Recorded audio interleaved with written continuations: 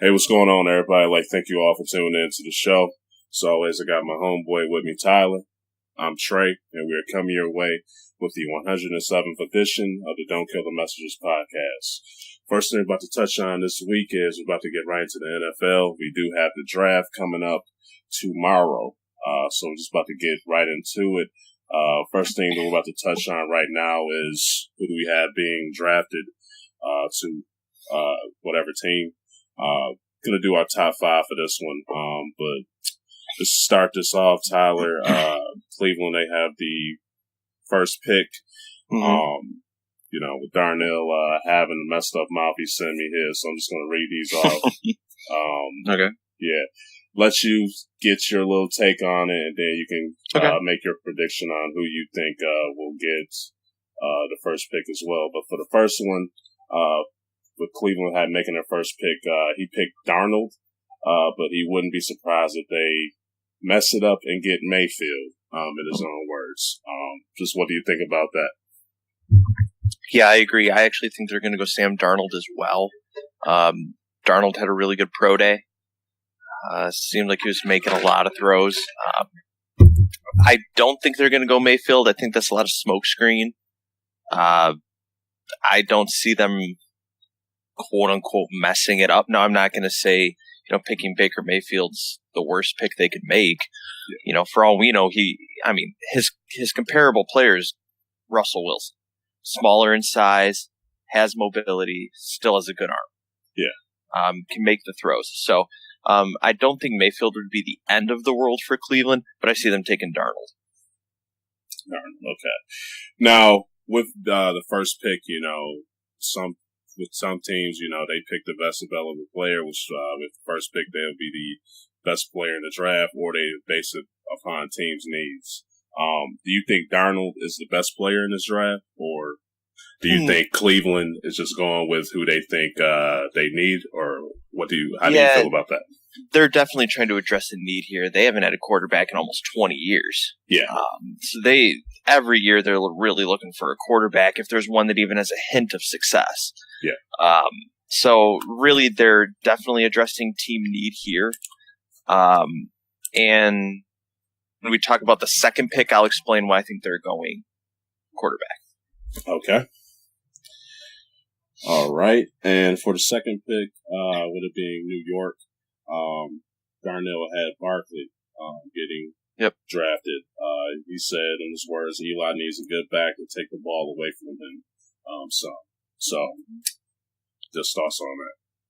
Yeah, I do agree. And just to clarify, it's the Giants at 2, Jets are at 3. Oh yeah, Giants. Just clearing that up. But I think Saquon Barkley is the best player in the draft. I think he's the most talented player in the draft. Granted, it's always tough to kind of judge best player when you're also trying to judge guards and tackles and things like that. Yeah. But in terms of the skilled position players, I think Saquon Barkley is the best player in this draft. So I think New York is definitely taking the best available player at the time. Eli Manning's on the decline, and there was a lot of talk about them going quarterback, but especially if Cleveland takes their team need and goes quarterback 1, I don't see them passing on Barkley at 2, and if they do, I'd be surprised. They haven't had a good running back in a few years. They've had serviceable running backs, last couple years, Wayne Gallman, Orlin Starkwa. Just serviceable guys, but if you can get Saquon Barkley, I would take him in a heartbeat. All right. Now, for the Jets, Darnell has Josh Rosen. He said Darnold, if the Browns act like the Browns of old and mess up.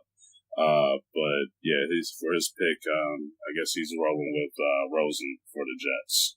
You agree with that? I'm actually not going to agree with that one. I do know they really like Baker Mayfield. I know they are very high on him. So I wouldn't be shocked if we see Baker Mayfield go here. I'm probably gonna jump on the Baker Mayfield train here. They're kind of looking for, someone to turn eyes back to the Jets. And I think they're going to take a guy that has a lot of heart and a lot of passion. I think they go Mayfield here at 3 and shock a few people. Okay. Now, for the 4th pick, we have the Browns again. They're going to be making another pick. For the 4th pick, Darnell has them drafting Chubb. They think they should get the best pass rusher, just for good premium. Do you agree with that one? You think they should go with a good pass rusher like Chubb, or yeah, you feel somebody else? I think as long as Chubb's there at 4, they'll take him. I mean, him and Myles Garrett playing next to each other will be crazy good. Just at that point, you're taking the best defensive player after drafting who you think is going to be your guy for the next 3 to 5 years. Successful 1st pick, 4th pick for Cleveland if they go Darnold, Chubb for sure. Yeah.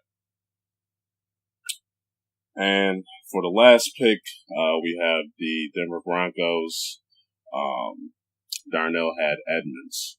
He says he should be a good, solid piece for them for an aging defense. How do you feel about that? Yeah, I'm actually going to take a completely different approach here. I think they trade the 5th pick. Okay. They will trade down in the draft to one of 2 teams, either the Cardinals or the Bills. Both teams in dire need of a quarterback.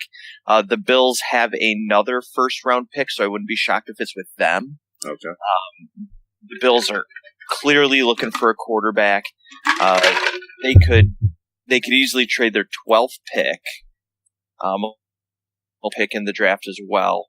Allow the Broncos to slide down after signing Case Keenum. Yeah. So they're not in the race for a quarterback here. So I think they trade down. If you're forcing me to pick a team, I'll say the Bills. Bills trade up into that 5th spot and take Josh Rosen. Not Allen. Yeah. Okay, now up next, we're about to get into a question that I have for the both of y'all is, do you have anyone potentially sliding in this draft? For Darnell, he went with Josh Rosen, because he's a very outspoken individual. He's not afraid to speak his mind on certain issues, and obviously, with how the NFL's been looking at stuff, the owners and teams, they want their, QB to kind of be silent on some issues and things like that. So could you see that happening to Josh Rosen? Was that your first pick for that? Yeah. Okay. Absolutely. I think if he's not gone by that 5th pick, he will be mid to late in the 1st round. Okay. I still think he's a 1st-round pick because we're going to see teams, that have later 1st-round picks still looking for quarterbacks. As we go down the list, like I said, Cardinals have the 15th pick. If somehow Rosen falls to them at 15, I think they'd take him. Continue down the list. There's rumors that the Patriots might take another quarterback. There's also rumors that the Steelers could take a quarterback. Another player who I think a lot of people have a lot of hype around, but I still don't think he's going to be one of the top picks, at least for the hype that he's getting right now, is Lamar Jackson. I think teams are going to be very cautious of him. Yeah, I was about to ask you because some people were saying he should change positions. There was rumors going around saying that the Patriots were interested in him, that he could possibly be drafted by the Patriots. But what were your thoughts on Lamar Jackson? Yeah, I mean, I think you should stay a quarterback. I mean, when you are playing at that high of a level in Division I, I think you're supposed to be what you're doing. So stay as a quarterback. A team will take the chance on him. But I don't think he's going to be a top pick unless I'm shocked. Okay. And I think everybody would be shocked if he's gone in probably the top 20. Yeah. A guy for me that another football player that came to mind that could possibly slide was Saquon Barkley. Just with him being at his position, we've had in previous years running backs that kind of got slided, got drafted later on in the rounds, up to like the second round and whatnot. Did you see that happening to him possibly, or no? No, I'm just going to go and stop that now. Yeah. Okay. No, he will be gone in the first. Okay. 4 picks. All right. I don't see him falling anything past that. Okay. All right. Now we got to get right into the Detroit Lions. I forgot what pick they are. 20. 20. Okay. So yeah, they have the 20th pick of the draft. Just who do you think they should possibly be looking forward to getting with their 20th pick? With Darnell, he was saying Taven Bryan or Deron Payne. Yep. Look for defensive tackles or a guy like Geis, who he feels should be a productive back for them. Those were just some guys that he picked that came to his mind. But do you agree with him, man? Who do you think? Yeah, I completely agree with him. I think we'll see Payne or Bryan. I think we'll see one of those two. Leaning more toward probably Payne, with, Matt Patricia coming in, defensive guy, build that defense. He's even said you need to build the defense from the inside out. Yeah. And in reality, even everybody says you need to build an offense from the inside out. So, they will go one of those two guys, I believe. But I'm even saying that if they even hold the 20th pick, I wouldn't be straight down. The Lions are tied for the fewest picks in the draft at 6. I think they could trade the 20th pick, move down, and accumulate maybe an extra pick or two. Total up to 7, 8 picks. And then really stock up rounds 2 through 6 or whatever it may be. But if they hold on to 20, I would lean toward Payne. If they trade down, that'll just be, more fruit to pick from the low-hanging tree. Yeah. But I think they wait on a running back. Don't think they go first round. Okay. That makes sense. All right, sucks, man. He's not here, but I was going to ask him for his Cowboys. Who should he pick?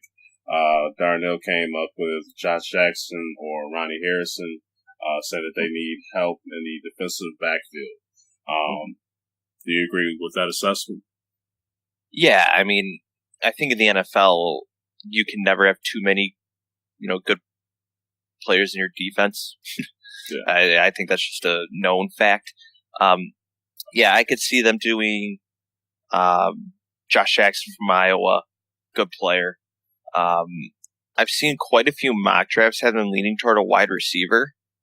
I don't necessarily know about that, but yeah, if I had to guess, I think they'll go with some defensive backfield help. Okay. Who exactly? I don't know. I can't even say that I'm even caught up with every single defensive backfield player in this draft, but I wouldn't be surprised if they go defensive backfield. Don't think it'll happen. I think Minkah Fitzpatrick's a top 10, 12 pick. Yeah. I can see them going along the lines of Josh Jackson. I completely agree there. Okay. All right, sounds good. Is there anything else to add for the NFL before we No. Should be good. Should be a fun draft. A lot of good names. All right. For the first thing we're about to talk about for the NBA, we're about to touch right into the Eastern Conference playoff games. First series we're about to touch on is it's over with now, but we're about to just reflect on Miami versus Philly. Just what were your thoughts on this series? I don't think anybody's really surprised that Philly won, to be quite honest. Yeah. We knew they're talented. I think it was more a question of how's their youth going to be able to hang. really, with a team that has, a bigger veteran presence. I mean, I think Ben Simmons is really showing who he is. He was the best player on the floor for that whole series. Yeah, he was just playing absolutely phenomenal. We kind of touched on it last week, but I think game 2, the whooping that Miami put on Philadelphia, that really it woke him up. Yeah, it definitely woke them up. I think that was a blessing in disguise for them, just for them to get a taste of just the playoffs. Never take your foot off the pedal. Just keep going. You stay focused, no matter what. So a loss like that, even though it's just one loss, I really think that's really opened their eyes and going to have them keep pushing forward, to just play hard and try to just win more games and just try to advance to the Eastern Conference Finals, maybe the NBA Finals. So really looking forward to see, how this team can continue to play moving forward just with that. But yeah, they've been playing absolutely phenomenal. Yeah, and I mean, even as a 6th seed, I don't think anybody was scared of Miami. Yeah. I mean, no, I'm not trying to, discredit a 4-1 series win, because that's still very good, and that's what you need to do in the first round. Yeah. But, I think it was a good, for lack of a better term, a good warm-up series for them, because if they see Boston, they're going to have their hands full, and then no matter who they see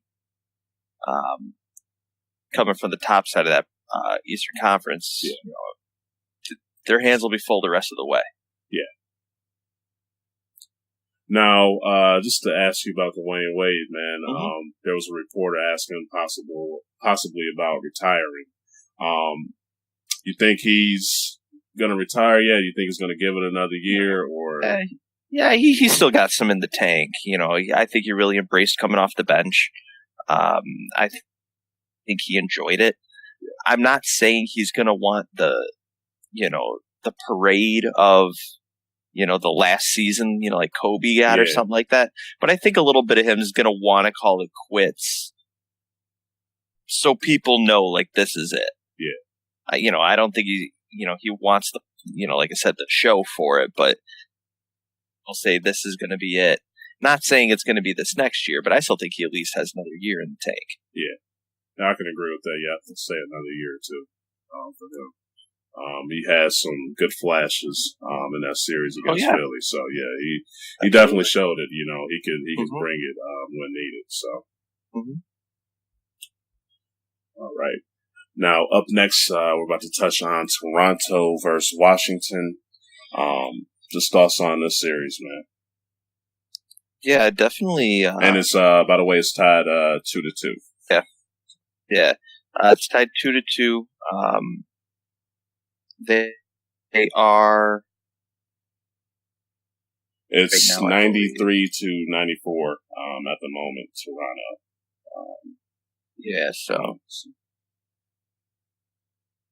So I mean, we're looking at a series that Toronto has allowed Washington to get back in it.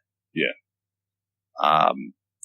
I think it's actually kind of, I don't want to say embarrassing, but it's definitely not in Toronto's best interest to allow a team to come back like they've allowed Washington to. A team that will feed off of energy and feed off of any momentum. John Wall, Bradley Beal, you let those two go crazy and it could get dangerous for you real fast. Yeah. So, I think, Toronto just needs to keep their foot on the pedal and turn the whole time with them. Even you said it, Trey, Lowry and DeRozan seem to let you down at this time of the year. Yeah. So, it's to me just the fact of, are they going to actually try and win the Eastern Conference, or are they not? I mean, they just have to keep the energy constant. Yeah. And they're just not doing it. Yeah. I agree with you exactly, man. DeRozan and Lowry, they've still been having pretty good games. Just with them being the leaders of the team, I still got to put the blame on them, just with them being the leaders and everything. But they've been playing pretty well, man. If you would have looked at the first two games, how they started off, it would look like they could possibly give them this team the broom, sweeping them, Washington. But Washington's hanging in there, man. You never want to count a guy like John Wall out, and he's got the team hanging in there. But I was just looking, man, with this Washington team. It looked like how they were just playing with the regular season and everything. This could have been a year for them and everything. Not going to say that they're going to lose the series or anything like that, but they definitely got to get it together, man, because playing just how they've been playing, you definitely don't want to let a guy like John Wall hang in there, because he could definitely win this series and pull through and win it. So it's just gonna have to see, man. But yeah, hopefully Washington can get it together and pull through, because like I said, man, they can look great during the regular season, man. But when it comes to playoff time, they can just let you down. So hopefully they just get it together. Yeah. You still think they will end up winning the series, Toronto? Yeah, I don't see them losing it. I think they'll kick it into a gear, especially if they get that 3-2 lead, home court. The only thing that really makes me really wary about them is the whole Drake thing. I feel like they give so much attention to Drake. No, I'm being dead serious. I can agree. They give him everybody in that Toronto team. It seems like Drake gets a lot of leeway at the games and stuff like that. I think it just gets in the way. Yeah, it could possibly be. I mean, he needs to let the show be about the Raptors, not about him. Yeah, I can agree with that, man. And the Raptors need to make Toronto about them and not Drake. Yeah, I'll tell you that too. They're too busy letting Drake be the man up there. Yeah. Now, up next, we're about to touch on Boston versus Milwaukee. Milwaukee turned it around, man, at home, man. They ended up tying it 2-2, but Boston ended up getting the lead back to 3-2. Still kind of disappointed in this Milwaukee team. They're battling through. They could still possibly win this series, but I'm still just confused on how they're not able to just pull through on this Boston team. I know that Boston's they got the home court advantage, home court, it's real, they can go out there and pull through when they're at home and everything like that. But I'm just confused with how don't have, Hayward, they don't have Kyrie, and Milwaukee, they have all that talent on their team, but they're still just not able to pull through and just put their, foot on the neck of this Boston team and get that W, man. Yeah, but I feel like the story here is the Celtics' young talent. We're looking at Jason Tatum, had a fantastic year. Yeah. Jaylen Brown's having a killer second year. Yeah. Terry Rozier's playing best basketball life. Yeah. But hey, when you look at their talent under the age of 25, that's the league. Yeah. And in terms of Milwaukee, they're just going to be one of those teams that has a lot of talent, but they don't have the killer on their team. Like, as good as Antetokounmpo is, when you look around the league, he's not exactly the guy who I want to have the ball in the final seconds. They don't. He's just not the gut wrenching player. He's really good, but he's not going to win a game single handedly for you. He's not going to go out and be a LeBron James or a James Harden. Like, he was in the MVP talk and all this, he can get triple doubles and stuff, but he's not the ice cold killer. So, I mean, honestly, something to be scared of, but they can sneak up on you. I will give them that. Yeah. I can agree with that, man. Just with him and the other pieces that he has around him, Bledsoe, Middleton, Parker, they should have been higher than a 7th seed, in my personal opinion, just with the talent that they have. But, they made it to the playoffs, don't get me wrong, that's a great accomplishment. But, with this team, they should be doing more right now, in my personal opinion, against this Boston team. So it's, like I said, this is another one. The series is not over with yet, but, they really got to pull through in Boston. They want to win this one because Boston's been having their way with them at home. So, Now, to touch on Cleveland and the Pacers. What are your thoughts on this series, man? Easily the best series. Yeah. Hands down. Oladipo's proving he is comeback player, or most improved player, not comeback. I think he's proved it. Man, I'm telling you what, you'll agree with me too. Bogdanovich is a baller. That dude has been stepping. He can play. Yeah. But I think, the Pacers are showing that, you don't need, the all-star stud player, Paul George. Yeah. To do it. I mean, look at Oklahoma City. It's a completely different story. Being a big disappointment in the playoffs. But, I think win or lose this series, I think they'll lose. I think Cleveland will win the series. Yeah. But win or lose this series, I think the Pacers are showing if they can keep the core of the squad together, they could be something for the next 5 to 7 years. Yeah, I can agree with that, man, because when PG left, I thought this team was pretty much dead. But ended up getting Oladipo, man, and he's just, like you said, most improved player in my book, too. But he's just been balling out of his mind. Yeah. And just got other pieces around him, too. Don't need to be, all-star talents or anything like that, but they just have guys on their team that just get the job done. So, if you get the job done, you get the job done, regardless of talent. For sure. So it's very fun to watch this team play, man.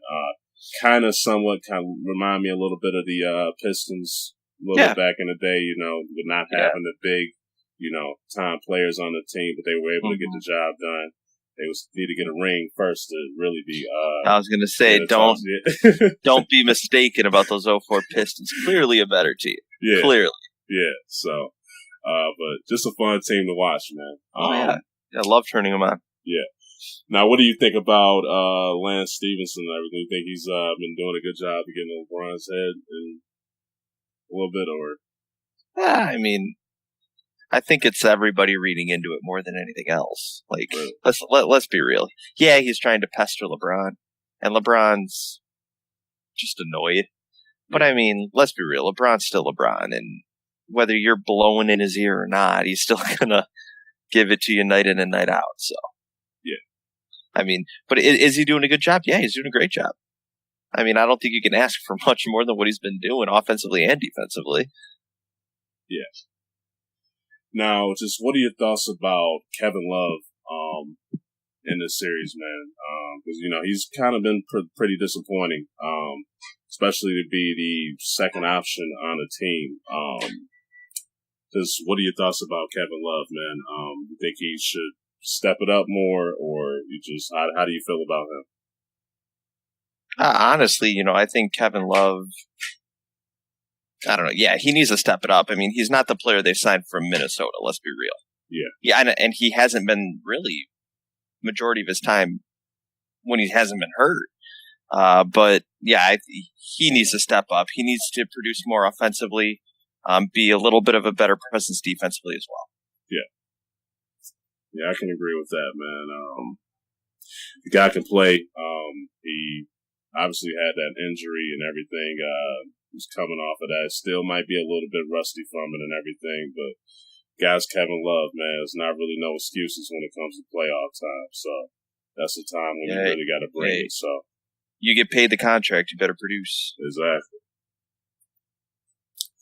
But all right, that was the Eastern Conference, man. You got anything else to add for the East before we head up the West? Nope. All right. Now let's touch on the Portland Pelicans series. Just what were your thoughts on that? I'll actually ask you a question first. Is that team better without DeMarcus Cousins? Oh man.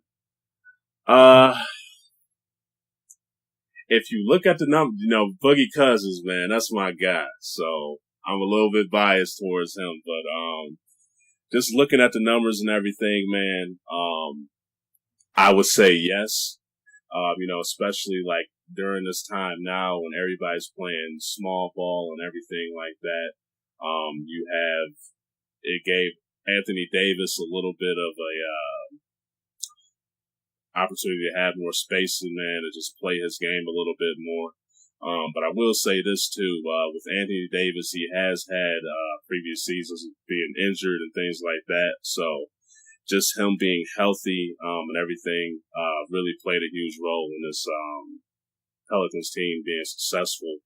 But just looking at the numbers and everything, man, I believe so, man. I really think with Boogie getting hurt, with Boogie, Boogie's my guy, but with him being hurt, man, it just gave Anthony Davis just the opportunity just for him to just be the freak that he is, man, to just go out there and just ball out.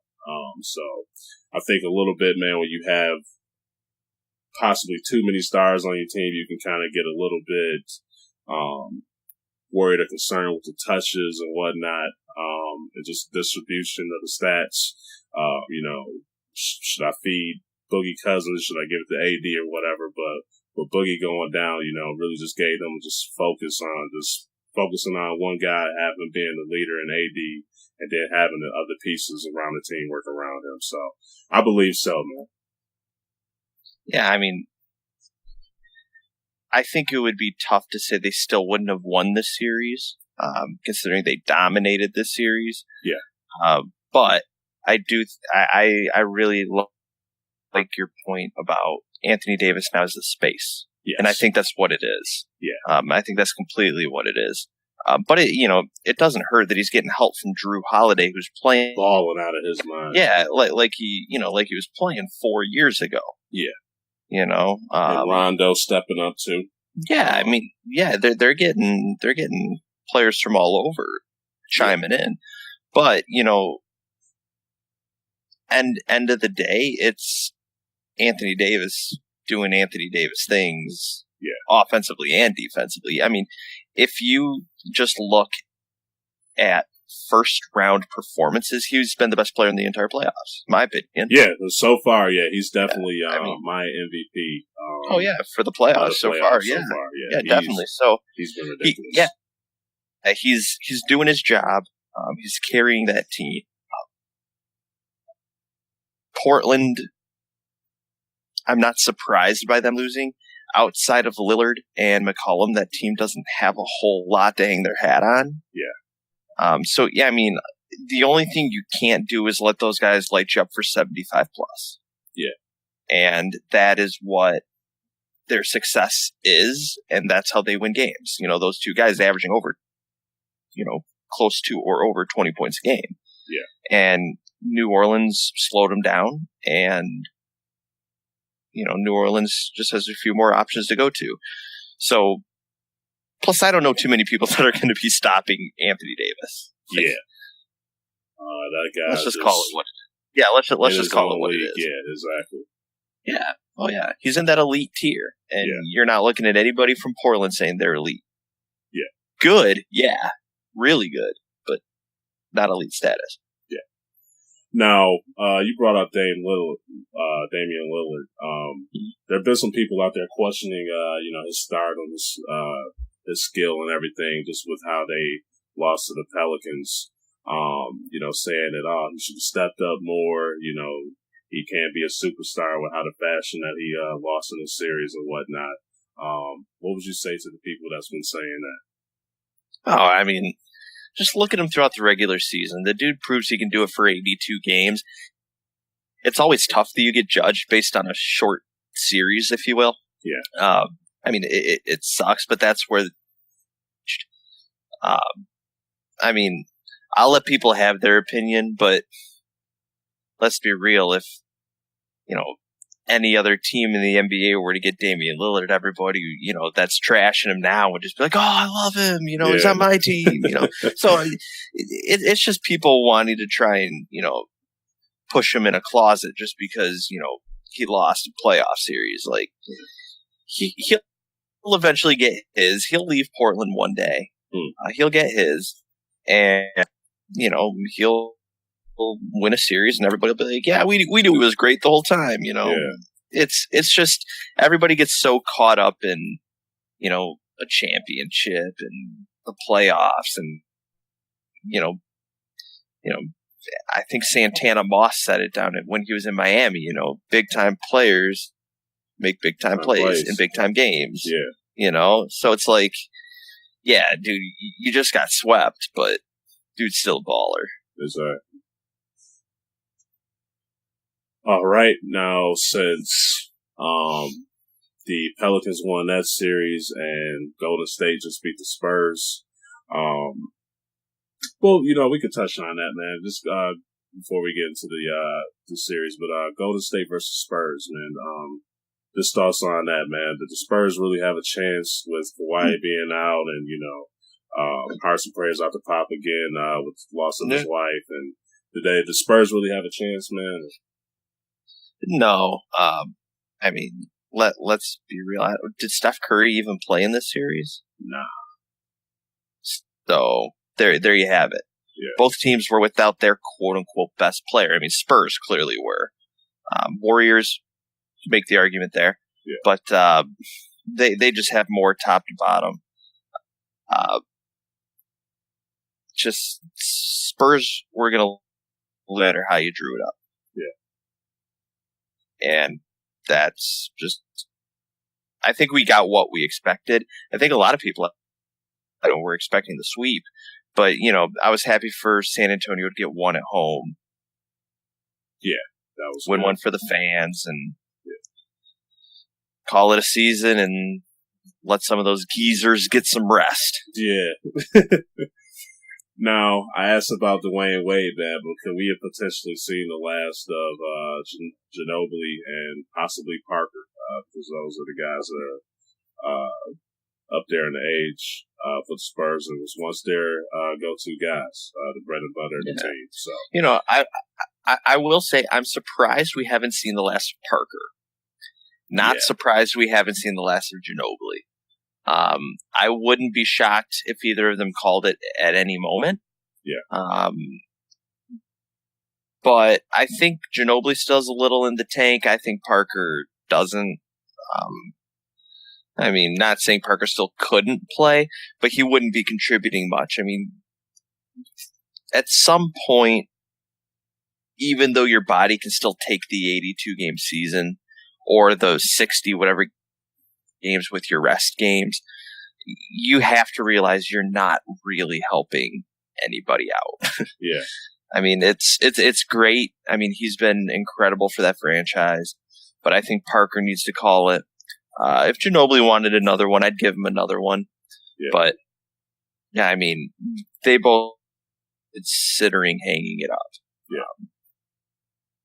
Not just for the fact of, you know, they're getting up there, but just the fact that, you know, I don't think people want to watch the people at the end of their careers ride benches and, you know, tribute and just kind of be, you know, dead weight for a team, especially when we remember these guys winning championships upon championships. Yeah. So I think it's more for the fact that we want to remember these guys as really good players, not as the guys who stuck around too long. Yeah. I can agree with that 100%. Now, you texted me earlier this week, man, saying that, you know, there were rumors with my man Kawhi possibly going home, hitting up L.A., possibly during the summer, man. How confident are you that the Spurs could keep Kawhi Leonard, man? Is it, you think he's going to end up going somewhere else? Do you think with this, they got plenty of time now, so there's no games for him and Pop and just the organization to work it out with him? If there's any tension, you know, still people talking about the injury and whatnot. He wasn't 100% or whatever, but how confident are you, man, that he will be back with the Spurs? Or you think this is pretty much dead? It's time for them to move on? I still think it's 50-50 that he returns. You know, the system's kind of set up for him. In San Antonio, but you know, I'd also get if he wants to go somewhere else. Now, I'll even admit it though. I'm sending you all this Kawhi to LA because I know you'd want that more than anything in the world. Very true. Get you worked up. I'm getting you worked up and all that because let's be honest, there's rumors about him going everywhere. I'm hearing Brooklyn. I'm hearing Boston. I'm hearing. I'm somehow hearing him going to the Rockets. Like, oh wow, let's be real. There's literally going to every team out there. Yeah, it's Hey, if they can make room for him, man, why not? Yeah, but I wouldn't be shocked if he goes. Yeah. Now, let's get right into the series, man, for Golden State and the Spurs. Not Golden State and the Pelicans, man.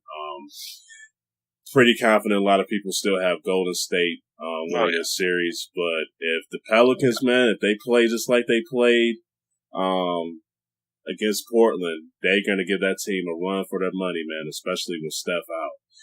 So, what are your thoughts about this series? I think we see Steph back this series. Yeah. How many games do you think he's possibly going to miss? Think 1, 2? Probably at the most 1. Okay. That's what I get back for game 2. Okay. But I don't think there's really anything for Golden State to worry about here. They play that fast, small, tough basketball, and I still think it's still head and shoulders above the league. Yeah. With probably the exception of Houston. Yeah. So we're all just kind of waiting for the inevitable, with a 1-2 in the West, but I don't think anything to worry about. They just play a different type of basketball, different brand of basketball. Most of the leagues isn't even close.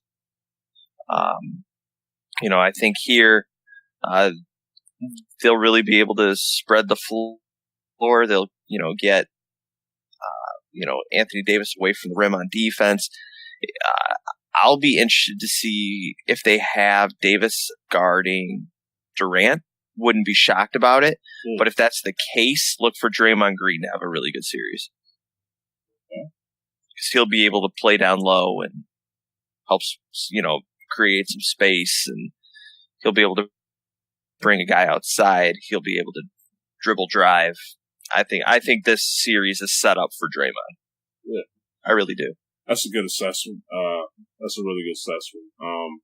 I just think, like, offensively, just for AD, man, I think he's just going to have a field day with his Golden State team. Just because I don't really think think he can. Yeah, I don't really see anybody just being able to bang with him, just with his size and his skill level on the court. So I'm expecting him to have big numbers. Just a little bit worried to see if Drew and Rondo, if they could step up and ball out like they were doing last series. Really going to be, I already know AD's going to bring it, but can his teammates, his reserves and whatnot bring it like they did against Portland? That's going to be the key factor for the series. But expecting big game out of AD.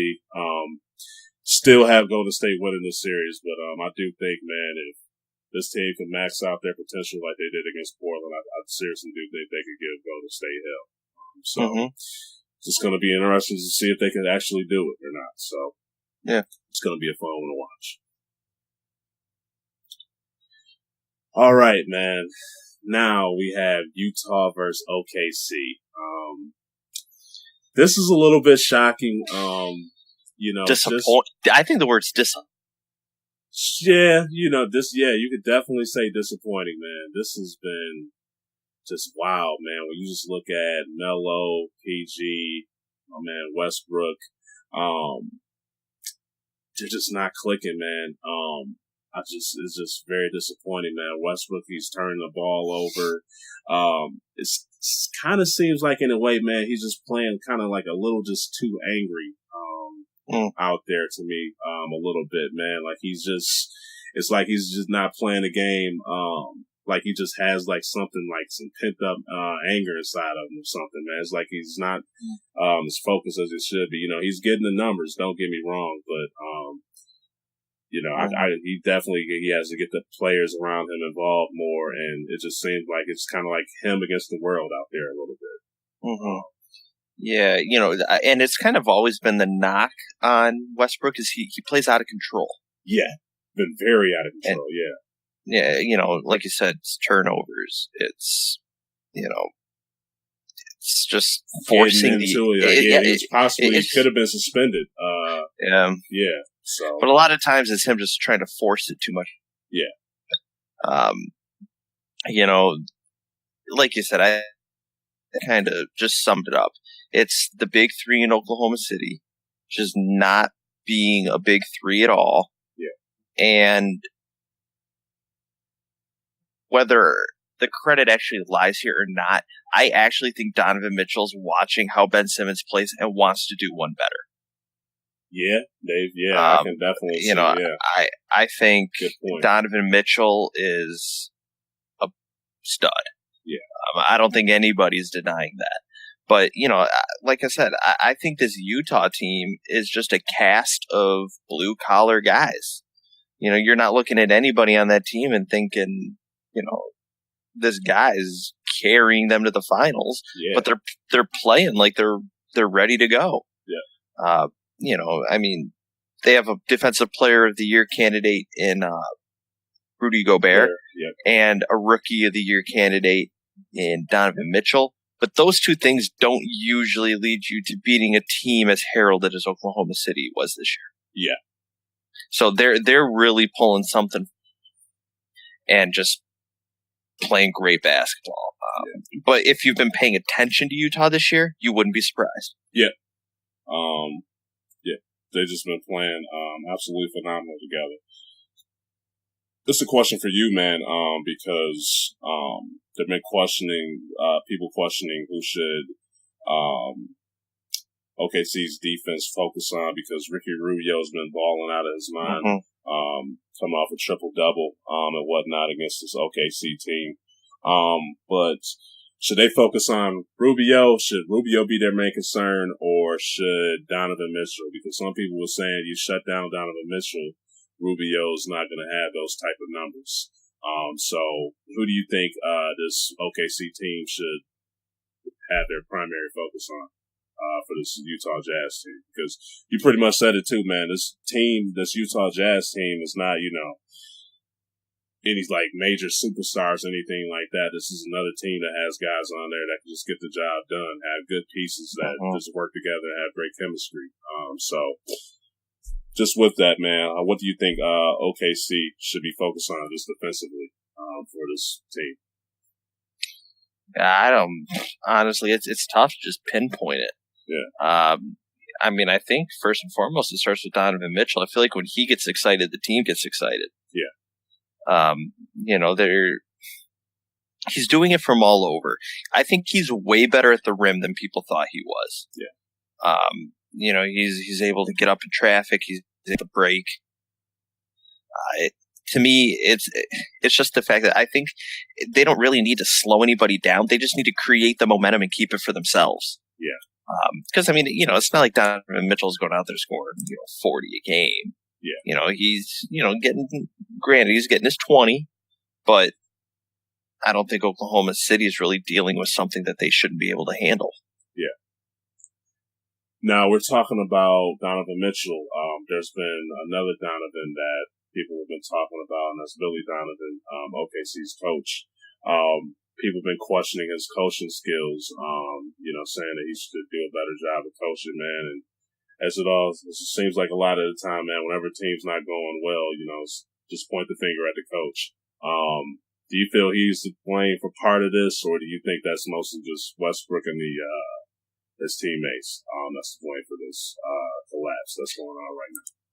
Yeah, real fast before I touch into that, looks like LeBron just hit a 25-footer for the buzzer beater to win.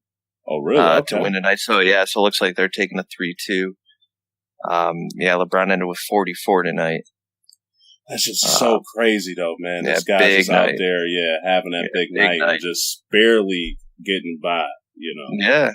Yeah, it's unbelievable. Yeah. But anyway, back to your question. You're asking kind of who's to blame there in Oklahoma City? Yeah. Yeah. Honestly, I don't think there's one person to blame. But it's the cast of characters. Yeah. You're seeing a big three that was, arguably a top 3 team in the Western Conference. just not being able to pull it off. I don't know that the chemistry, they took a lot longer to figure it out than Golden State did. And I think, however, whatever recipe Golden State has, they need to hold on to it and put it, lock and key behind, 40 safe doors. Yeah. It's hard to pinpoint what it exactly is, but I just don't think that team has the chemistry. Yeah. And I don't know if that falls on coaching or if that falls on the players. It falls on the players because the NBA is just full of a bunch of egos. Yeah. Everybody wanting theirs, everybody wanting, you start losing, you get mad and you pout. No one's really doing anything about it because they're like, well, I'm getting paid a ton of money, so why should I care? Yeah. And granted, I'm not saying that's the attitude with Oklahoma City, but let's be real. We had an 82 game season. Now they're about to lose the series. Yeah. You should have figured it out by now. Yeah. If you were going to, you would have. Yeah. All right, man. Series still going, man, but can OKC pull up back and win the series, or is it over? No, it's done. I agree, man. It's a shame, but I do have Utah winning this. I don't see those guys making a comeback. It was just great. We were talking before the playoffs even started. With OKC, that's just one of those teams, man. When they can get hot and when they actually play at their full potential, the team can be absolutely unstoppable, man. But it's stuff like this, man, where they just can have games and be in a series, man, where they can just not pull it together, man. So it's frustrating, it's disappointing. I don't really see, like I said, just have them losing the series, man. I don't really see PG possibly risking coming back to this team, man. Probably want to get another place to go play, man. Because this could be very frustrating for him for sure, man. Just how this is going out right now. Yep, definitely. Paul George, man, hit up Lakers with my man Kawhi. So let's do it. Oh, but, you mean they're not gonna take D'Angelo? I tell you what, I'll take Paul George and Kawhi over him. So hey, who wouldn't? Yeah, for sure. But all right, man. To close this out, we got to talk about this Rockets and Timberwolves team. The Rockets are up 3-1. Minnesota, man, they had some flashes, man. They came out, I think, winning game 1 of the series, or game 2. I forgot which one it was, but they've been having their moments, man, where they've been hanging in there with this Houston Rockets team, man. And just Houston will just pull out, man, and just get down scoring streaks going, man, and just sell it out. But had D Rose, man, he's been having some phenomenal moments with his Minnesota team in the series. So they've had their flashes, man, but just cannot pull it together.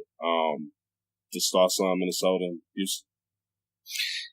Yeah, I think you kind of hit the nail on the head. I think, Minnesota's still a couple years away. Yeah. They are just inexperienced. Granted, I don't think they're as good of a team as Houston is. Yeah. So that's, that's just a big factor in itself. But, I think you would agree with me. I think Minnesota's better than an 8 seed. Yes, I agree with that, yes. I believe at one point they were up to like the 4 seed with like a month to go in the season. Yeah. And then they lost a bunch Towns, right at the end. What's my man? We got Jimmy Butler and Wiggins. You got to definitely be better than an 8 seed with them, man. So it's, Yeah, no, for sure. But to be fair, though, that Western Conference is competitive as hell. I agree. I agree. But, from what I'm seeing now, I feel like I've seen a little bit of better basketball from them than I have Oklahoma City. True. I do agree with that. So, it is what it is. You get placed where you get placed. Yeah. I just think that, you're just not going to be Houston right now. if you're this Minnesota team, you're just not. But I think this tough series is going to make them stronger for next year. Yeah. I think that next year we'll see them take a step forward. We'll see a lot of these guys, really come hungry next year after getting a taste of this. Yeah. Like I said, Karl Anthony Towns is still yet to play his best basketball. Yeah. Good. I think we're also looking at Wiggins still with his best basketball in front of him. And I think Jimmy Butler's really going to kind of corral these guys. I think we got a lot to see from Minnesota still. Yeah. Wouldn't be shocked if the series ends tonight. Just because Houston's that good. James Harden, I think, will be our MVP. Yeah. He's had a phenomenal year. Clint Capella's been awesome as well. Yeah. Eric Gordon off the bench. Gerald Green off the bench, right? They have Gerald, he has Jeff. been. Shout out to him, man, because he came out with that 10-day contract or whatever, balled out ever since, man. Has been helping the team tremendously with this play. So it was a guy that was once forgotten, and chased after his dreams, man, still, and he's out there doing his thing. So this shows, man, you get under the right system, with the right, especially, man, just with the offensive genius that Mike D is. Yeah, he can make anybody look good. But, like I said, man, you go under the right system, man, you can look absolutely phenomenal, man, and that's how he's been with that team. He's been helping them a lot this year.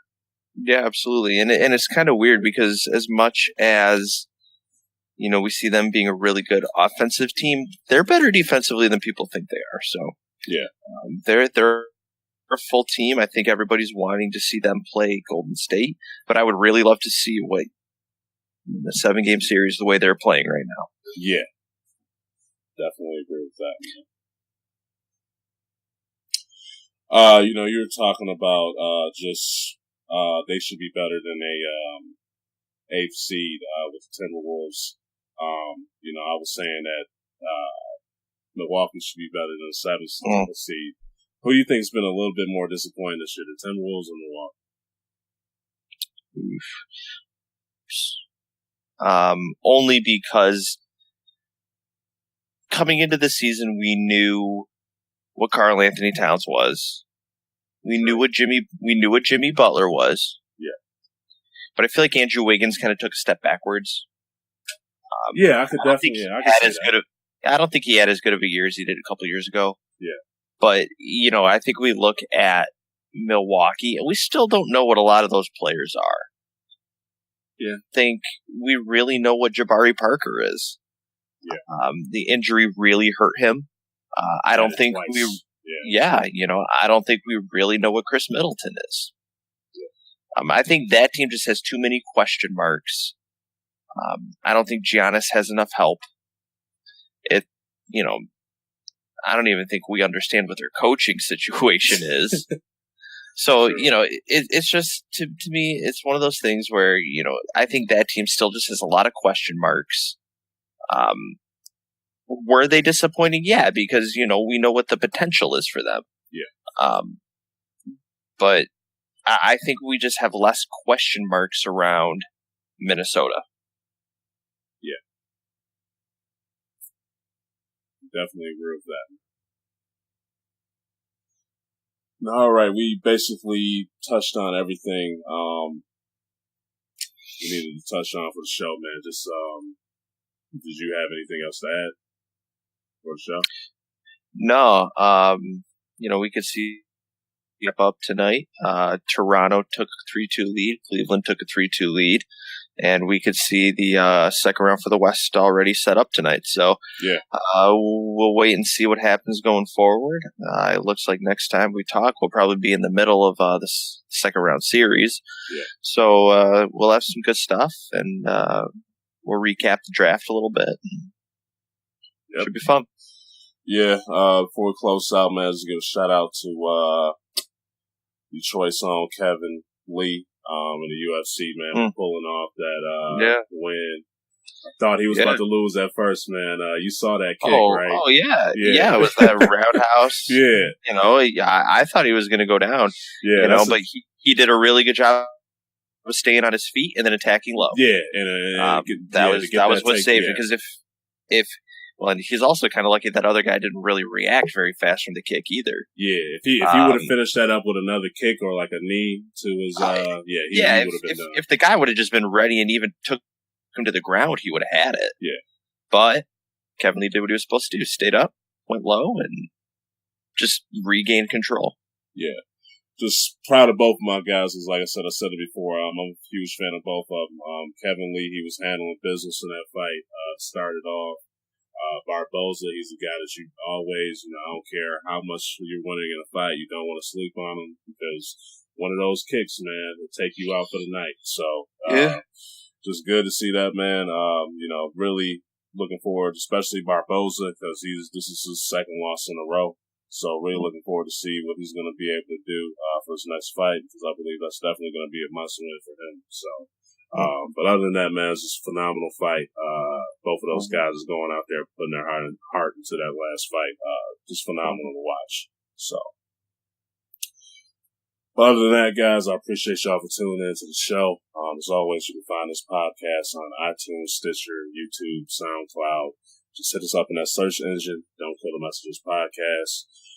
Also, feel free to check us out on Twitter at DKM_cast. Love to hear from you guys on there as well. But until then, man, we'll catch y'all on the next episode. Be hitting y'all up next week probably to give our thoughts up on this NFL draft and talk about some more NBA playoffs. So catch y'all then. Peace.